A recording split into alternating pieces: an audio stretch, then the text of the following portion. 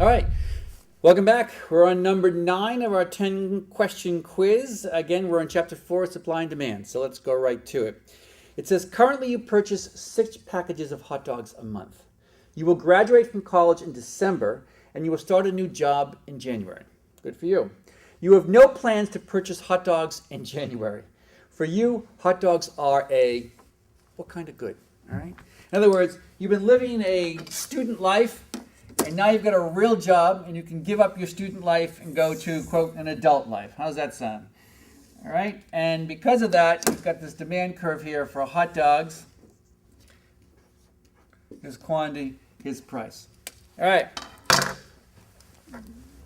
The only thing that's changed in your life is your income. You now have a job. And because of you have income, you have more income because of this. And generally, any good that's a normal good, you're going to see it's going to experience an increase in demand. So if you liked music and you couldn't buy CDs or you couldn't get music because it was too expensive for you, now that you have a job, you go out and you buy music. You couldn't eat dinner very much because dinner was expensive and dinner's a normal good. But your income's gone up, so therefore you'll eat more dinners outside. Hot dogs, they're arguing here, is not one of your favorite goods. It's a cheap food. It's a cheap dinner. It's an inferior good. Inferior not in quality. There's some great hot dogs out there, and you may like hot dogs a lot. It's inferior in the sense that when you get more income, you will buy less of it. Okay? So what they're saying is that when you with your new income, your demand curve for hot dogs shifted in. Actually, it shifted so far and you didn't buy any hot dogs.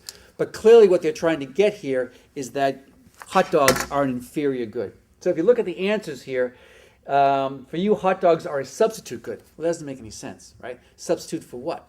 Hot dogs are a substitute for hamburgers.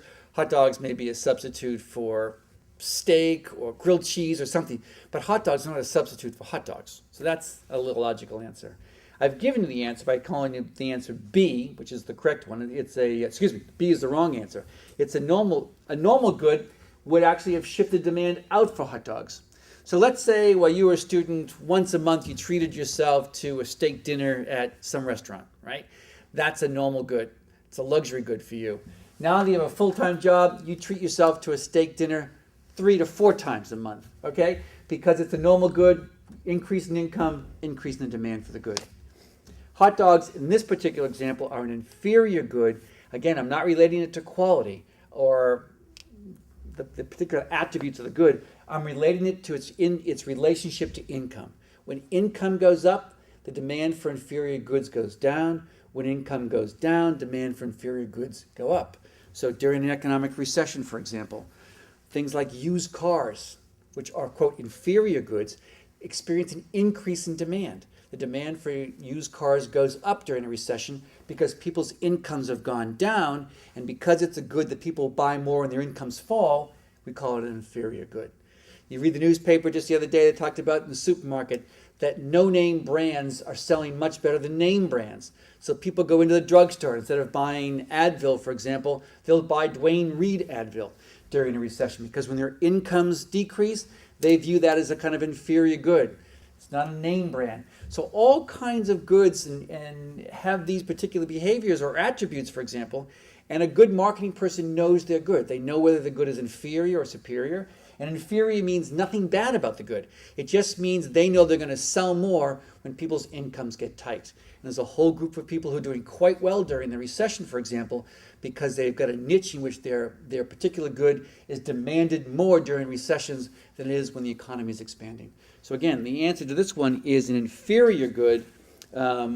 In this is because of hot dogs not being purchased when you got more income. And lastly, a complementary good, again, makes no sense whatsoever because hot dogs can't be a complementary good to itself. Hot dogs are a complementary good to ketchup, if you like ketchup in your hot dogs.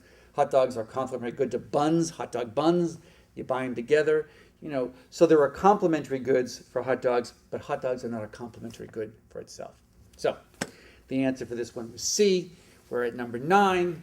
Stop, take a rest. We'll come back and we'll do number 10 and we'll be done for chapter 4.